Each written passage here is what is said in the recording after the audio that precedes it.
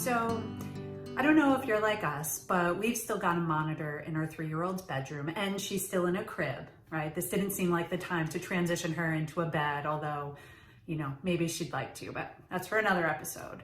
So anyway, the other night, my husband and I were sitting on the couch and we heard her talking over the monitor and we thought she was calling out for us. So my husband went to check on her, and when he went in, it turned out she had just been telling a story to her stuffed animals. But while he was there, she took that opportunity and said, could I just have another sip of water? So, this may resonate with you. You may still have a monitor in your youngest room.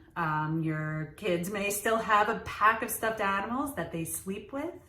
They may still be asking you for tons of water before bed to delay the inevitable sleep. And you may hear them telling some crazy stories that really don't make any sense. We've been noticing it more and more these days, and so I thought this episode of Lauren's Learning Lab would be a great time to talk about dramatic play, imaginative play. What is it and why is it important?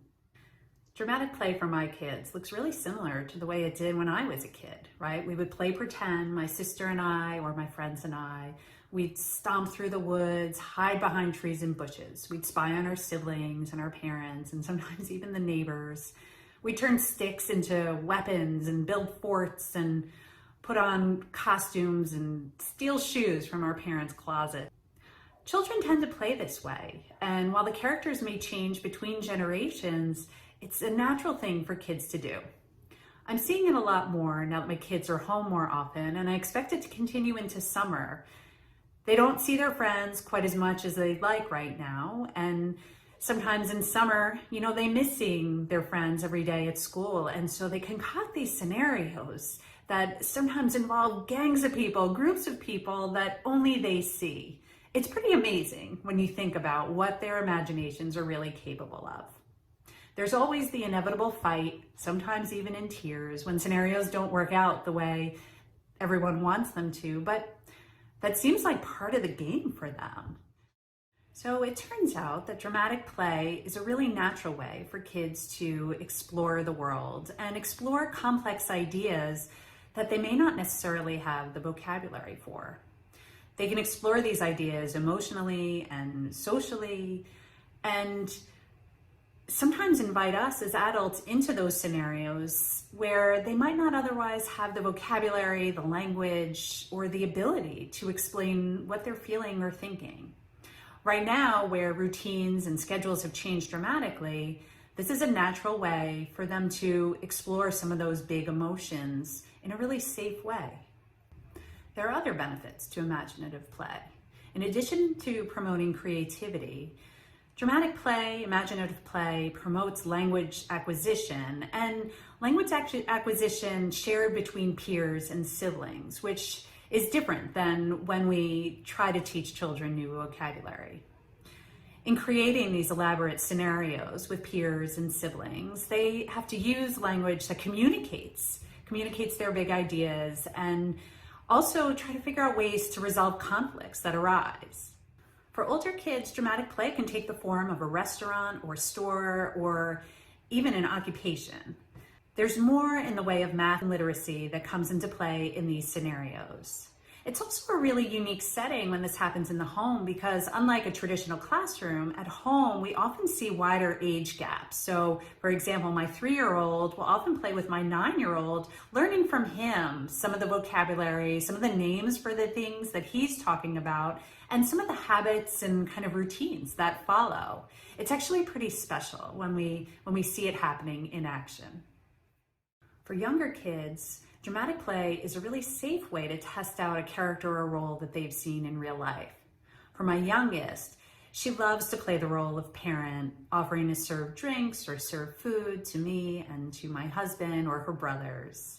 It's a really unique way for her to express her understanding of what's going on around our household routines. Our routines around meals, around time in the kitchen, around family time. One thing that I find really interesting about watching my 3-year-old do her imaginative play is that she really sticks to the role, sticks to the character. And, in early childhood terminology, that's called self-regulation. And You know, she's a 3-year-old in all other respects. She's impulsive and temperamental and willful. She's also, you know, really funny and wonderful in many other ways. But the idea that she is naturally learning ways to self-regulate is really important. And it's important that we give kids the space in dramatic play to learn lessons like this organically.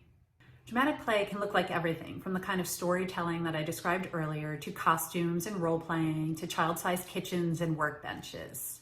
Setting up a dedicated area shouldn't be complicated.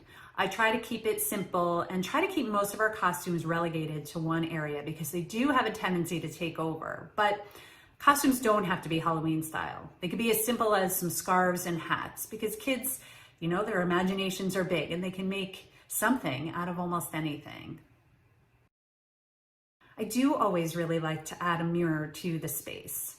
Kids don't always get to see themselves, and seeing themselves dressed as a new character is really magical. It's also really fun as an adult to get involved and let the kids dress you up. You know, give them the chance to, again, to parent or to be the grown-up and to kind of set the terms of the role you're going to play and what you're going to look like that day in their world, in their scenario that they're crafting. You'll also see that I have some pom-poms included with our dramatic play, and while they add to the mess, they're also kind of fun and they're open-ended and unstructured, so the kids can pretend that they're whatever they want them to be. I like including that kind of thing. Sometimes it's cardboard boxes or things that they can craft out of so that imaginative play can really be limitless and unscripted.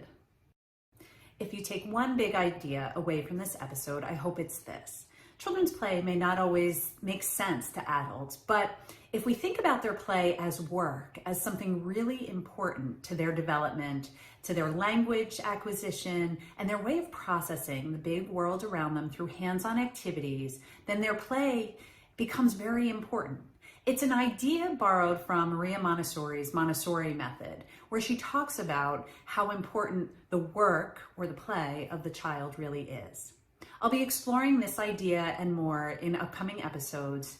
My next episode will include Yale University professor of early childhood education, Carla Horowitz, and we'll talk about play and work of children as it relates to block play.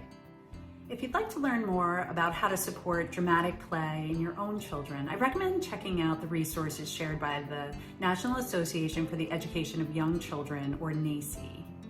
All of their resources are research and practice-based and really focus on the idea that childhood is a very unique phase of human development. And the more we know about child development, the better we can support our own children. Thanks for joining me in this episode of Lauren's Learning Lab, and I hope to see you next time. Please be sure to check the video description for links to NAEYC and to other important information and some of the products that I've shown in my videos. I'll see you next time.